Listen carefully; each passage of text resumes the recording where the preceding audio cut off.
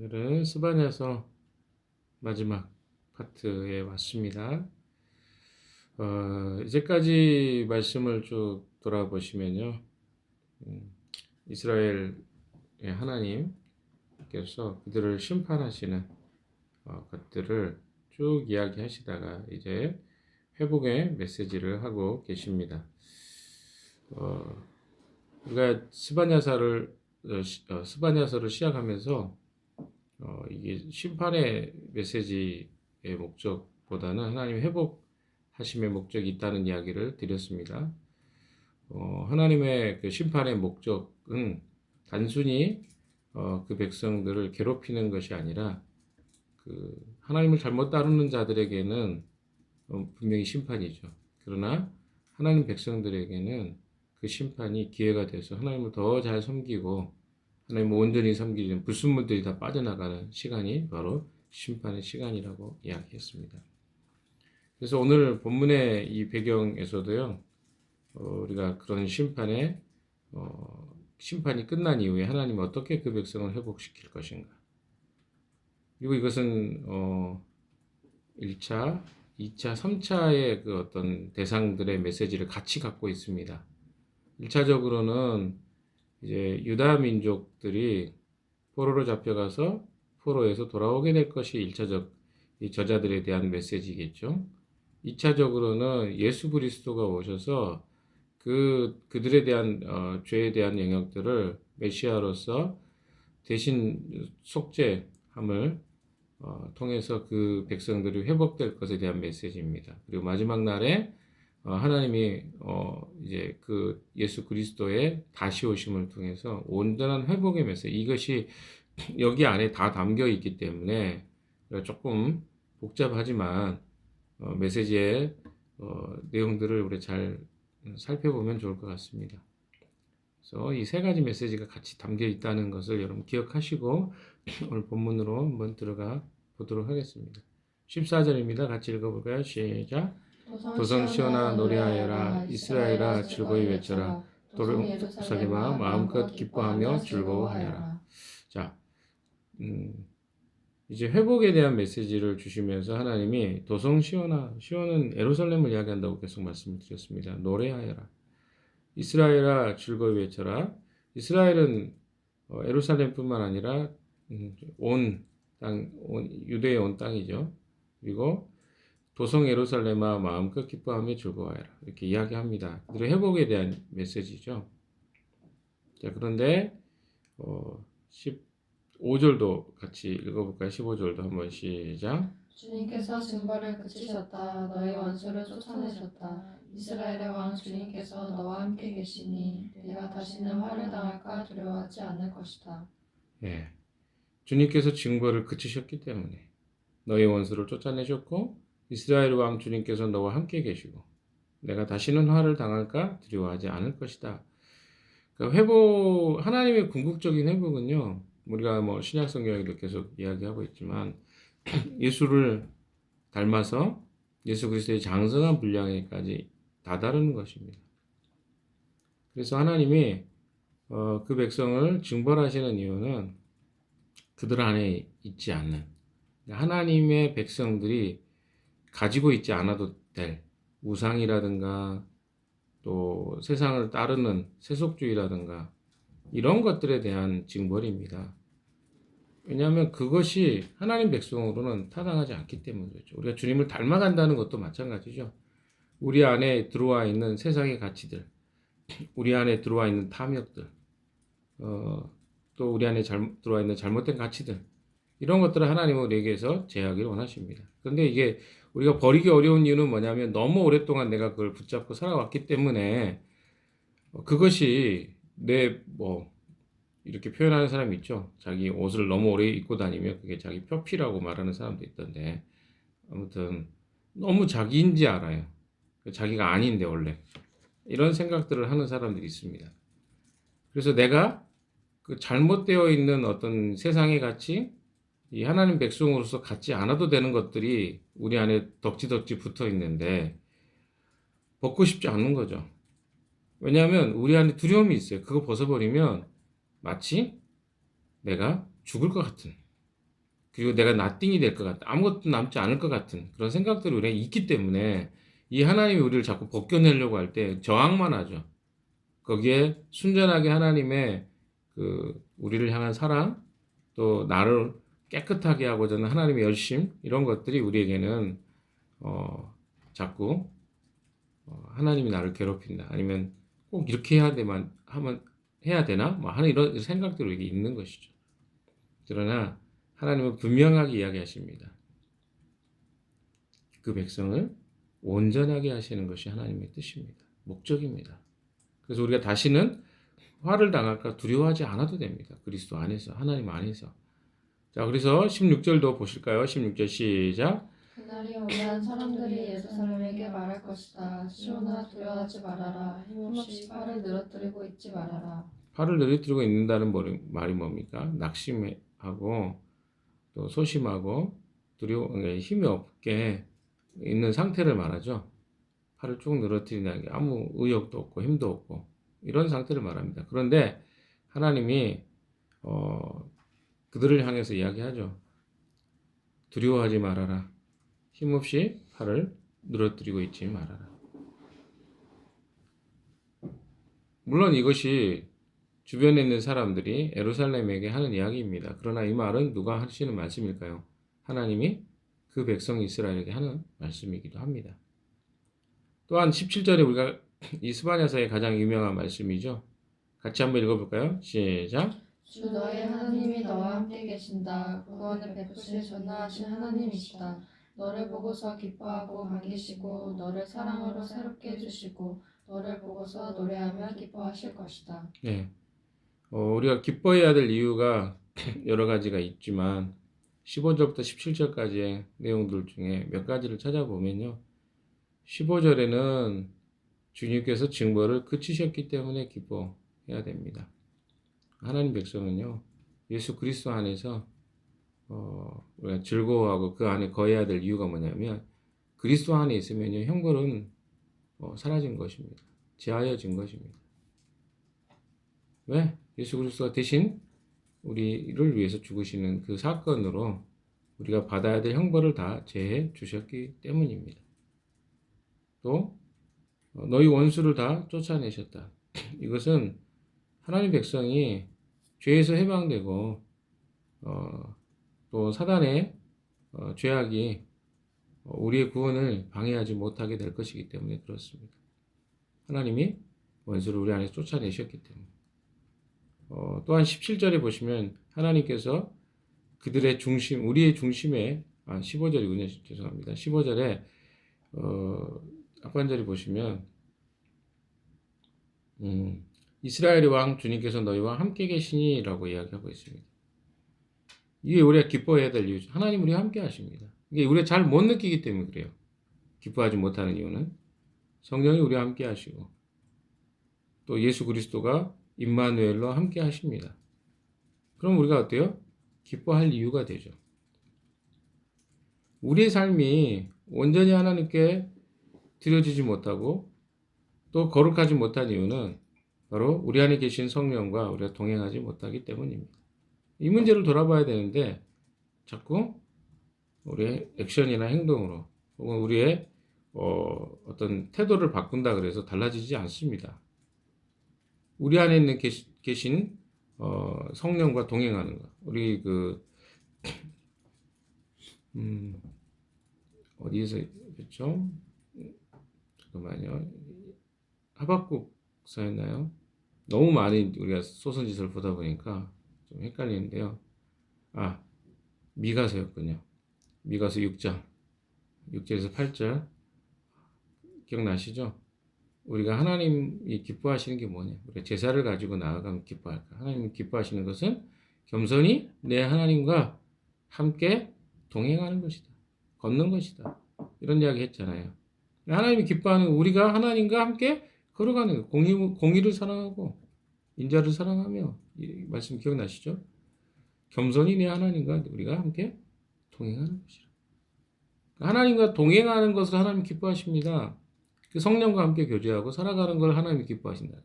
그래서 우리는 이런 이유로 하나님을 하나님께서 우리에게 기뻐하라고 이야기하십니다. 세 번째로 기뻐할 내용은 17절에 나오죠. 17절에 보시면 주 너의 하나님이 너와 함께 계신다. 구원을 베푸신 전능하신 하나님이시다.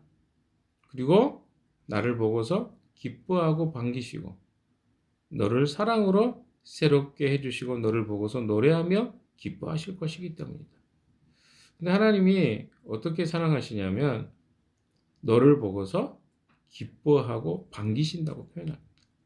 이거 이제 그 예전의 성경에는 잠잠히 사랑하신다라고 표현되어 있습니다.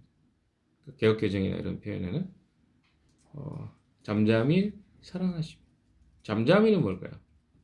지그시 바라보시며 우리를 보며 사랑하신다. 그래서 너를 보고서 기뻐하고 반기신다. 누군가가요 우리를 향해서 반겨주는 것처럼 기쁜 게 있습니까? 여러분 우리는 무엇 때문에 우리가 자꾸 공동체나 함께 누군가와 함께 할 때 힘들어합니까? 누군가가 나를 반겨주지 않을 것 같은 그런 마음이잖아요. 그래서 제가 이렇게 보면 시선을 잘 못 쳐다보는 지체들을 봅니다. 자기를 반갑게 대하는 사람들에 대해서는 되게 어때요? 표정이 달라요. 그런데 좀 자기와 관계가 어색한 사람들은 쓱 지나가더라고요. 제가 유심히 이렇게 우리 공동체에 주일날 예배드릴 때 보면 인사하는 거 유심히 보면 그래요. 그래서 반가운 사람한테 가서는 좀 더 이야기하고 좀 스킨십도 하고 그러는데 잘 어색한 사람은 눈 한번 쑥 한 0점 몇 초도 안 보고 쑥 지나가는 걸 종종 봐요. 이게 우리의 모습입니다. 이게 상대가 나를 반겨주고 반가워하면 나도 그렇게 하겠다는 거죠. 이런 좀 우리 안에 있는 이런 대상을 향한 이런 태도가 있잖아요. 그런데 하나님이 어떻게 보신다는 거예요? 나를 잠잠히 바라보시며 빙긋 웃으시고 나를 향해서 하나님이 사랑의 눈길로 나를 바라보고 계신다. 그러니까 우리가 기뻐하지 않을 이유가 없다는 거죠. 그렇죠? 여기 이제 새롭게 해주시고라는 표현에도 그런 표현이 나옵니다. 그 표현이 그거죠. 잠잠할 것이다. 새롭게 해주시고라고 세 번역에는 번역이 됐어요. 근데 거기에 표시를 눌러보면 그게 잠잠할 것이다. 그는 잠잠할 것이다. 너를 보고서 기뻐하며 노래하며 기뻐하죠. 여러분 이런 생각이 드세요. 누군가가 나를 바라보면서 노래하며 기뻐하는 거 상상이 가십니까? 막 흥얼거리면서 나를 기뻐하는 모습. 하나님 그렇게 그냥 굉장히 감성적이에요.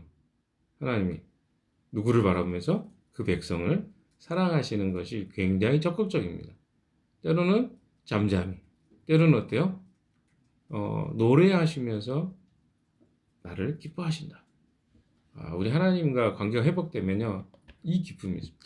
여러분, 우리가 진짜로 사람들과 관계 속에서 누리고 싶고 보고 싶어 하는 게 뭡니까? 연결되고 싶은 이유가 뭡니까? 그리고 사람들과 함께 있으면 기뻐하는 이유가 뭡니까? 한번 잘 생각해 보세요. 대부분의 것들은요, 그들과 함께 하면서 내가, 즐거워하는 거예요. 기뻐하는 겁니다. 그리고 그 모임에, 기쁨을 누리는 거죠. 여러분, 그런 경험을 해보셨습니까? 누군가 함께 할 때, 내가 나답게 있어도, 괜찮고, 그 공간이 주는 기쁨이 있는. 내가 스포트라이트를 꼭 받아서만이 아닙니다. 그냥 그 공간에 그냥 나를 모두가 다 이해하고 내가 하는 모든 행동과 태도에 대해서 사람들이 알고 있고 이해하는 것으로만으로도 행복하고 즐거운 상태. 그러면요, 우리는 그 곳에 계속 있고 싶어 합니다. 바로 하나님이 우리를 향해서 그런 관계로, 그런 교제로 이끌어 가시겠다는 것입니다. 우리 안에 있는 죄가 사라지고 우리 안에 있는 자기중심성이 사라지면 하나님은 우리로 이런 기쁨, 이런 즐거움으로 가득하게 하시겠다라고 말씀하고 있는 거죠.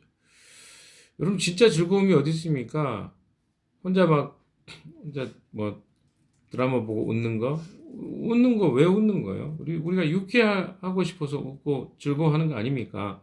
근데 하나님은요, 상호적으로 관계 속에서 기뻐하고 즐거워할 수 있는 그 기쁨의 기반을 제공해 주시는 분입니다. 우리가 그렇게 찾고 있는 그 진짜 나답고 내가 안전하다고 느끼는 그 즐거움을 하나님 안에서 누릴 수 있다.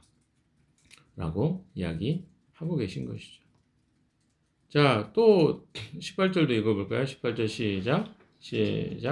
축제 때 기뻐하시라. 하실 것이다. 내가 너에게 두려움과 슬픔을 없애고 내가 다시는 모욕을 받지 않게 하겠다. 여기도 보십시오. 18절에도 그 기쁨이 뭐냐? 축제 때 즐거워하듯 축제 때 즐거워한 게 뭡니까? 모두가 다 행복한 시간. 여러분 그 여행을 가보시는 분들 알 거예요. 여행 자체를 떠나보세요. 그러면 사람들은 어떤 생각이에요? 다 들떠 있습니다. 왜? 함께 그 새로운 여행을 참여하잖아요. 이미 무거운 것도 다 내려놓고 그냥 여행 자체만 가잖아요. 그럼 사람들은 마음은요 되게 즐겁습니다. 기쁩니다. 그리고 어때요? 호의적입니다. 그렇죠? 그렇기 때문에 여행 가는 거예요. 축제 때 참여하는 사람은 어떨까요? 축제는요, 즐기기 위해서 가는 거예요. 근데 마치 하나님께서 축제 때 즐거워하듯이 하실 것이라는 거죠. 우리를 바라보면서. 이거 굉장히 우리를 향한 하나님의 최고의 그 표현이라고 생각합니다. 또한 내가 너에게 두려움과 슬픔을 없애고 내가 다시는 모욕을 받지 않게 하겠다. 우리가 이 세상에 살아가면서 계속 두려워하는 거 뭡니까? 안전하지 않다. 내 미래가 불안하다. 내가 재정의 문제가 해결이 안 될 것 같다. 관계의 문제가 안 될 것 같다. 다 이런 거잖아요. 근데 하나님은 어떻게 하시겠다는 거? 우리와의 관계 안에서 우리의 두려움과 슬픔을 없애버리고 내가 다시는 사람들로 인해서 모욕받지 않겠다. 누가 나에게 뭐라 할 것 같고 야단 맞을 것 같고 그런 두려움에 살잖아요. 우리가 이 세상에서. 근데 이것들 다 제해버리겠다. 이 마지막 날 구원의 날에도 이것이 임하겠지만 예수 그리스도가 오심으로도 이것이 이미 이루어졌다라고 이야기하고 계십니다. 마지막 19절, 20절 같이 한번 읽어볼까요? 시작. 때가 되면 너를 억누르는 자들을 내가 모두 벌하겠다. 없어진 아들을 찾아오겠고 흩어진 이들을 불러 모으겠다. 흩어져서 사는 그 모든 땅에서 부끄러움을 겪던 나의 백성이 칭송과 영예를 받게 하겠다. 그때가 되면 내가 너희를 모으겠다. 그때 내가 너희를 고향으로 인도하겠다. 사로잡혀 갔던 이들을 너희가 보는 앞에서 데려오고 이방의 모든 민족 가운데서 너희가 영예와 칭송을 받게 하겠다. 나 주가 말한다. 하나님께서요. 그 구원을 주시는 그 백성의 성격을 다시 이야기해 줍니다. 18절에는 이제 근심하는 사람들, 그렇죠? 두려움과 슬픔을 가지고 있었던 사람들을 하나님이 회복시켜 주실 것이다.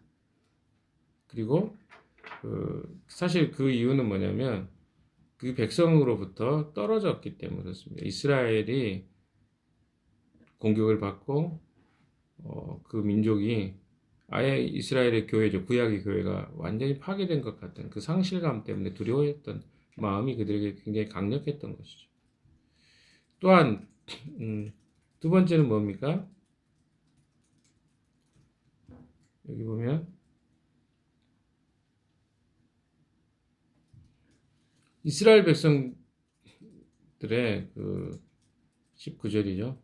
너희를 억누르는 자들 내가 벌하겠다. 억눌렸던 거죠. 치욕과 무거운 짐으로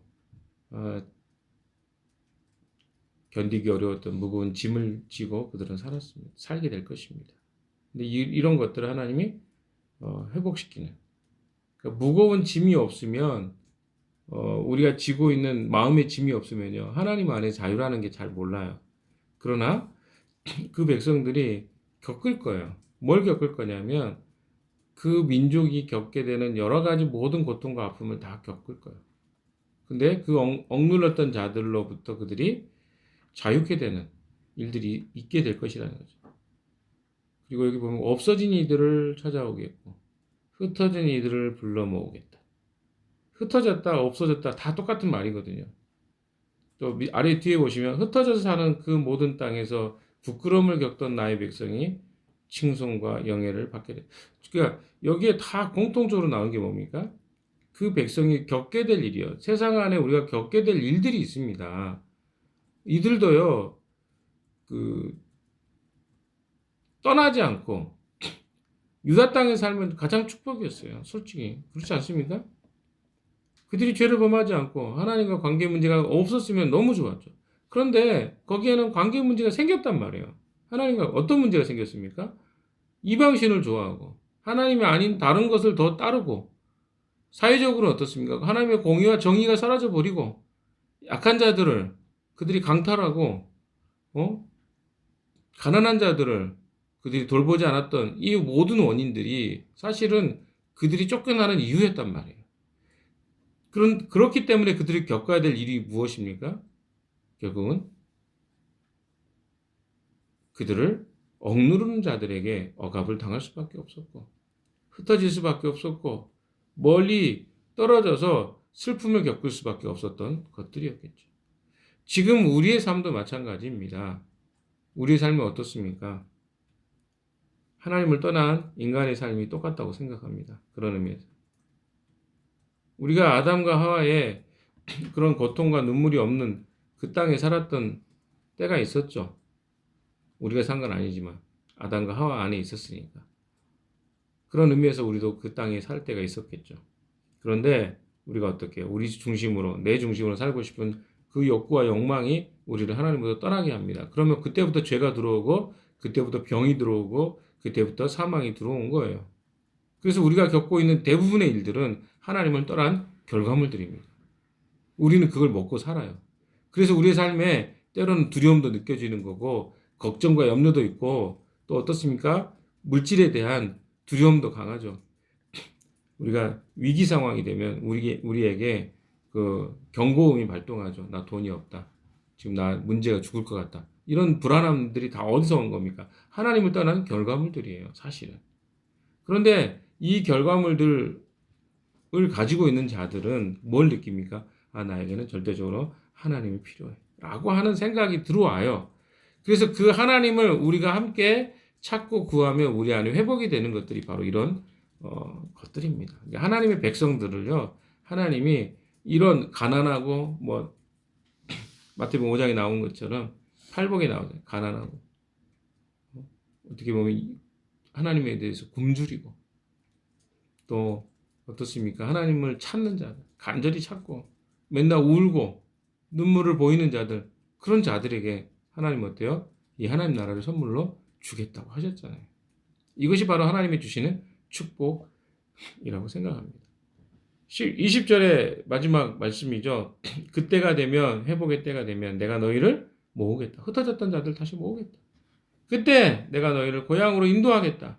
사로잡혀 갔던 이들을 너희가 보는 앞에서 데려오고 이 땅의 모든 민족 가운데서 너희가 영예와 칭송을 받게 하겠다. 나 주가 말한다. 스바냐서를 마치면서요. 이야기를 좀 종결하고 싶습니다. 이 말씀은 우리에게 하나님과 관계와 교제를 지속해서 유지해가는 것의 축복을 이야기하고 있다고 생각합니다.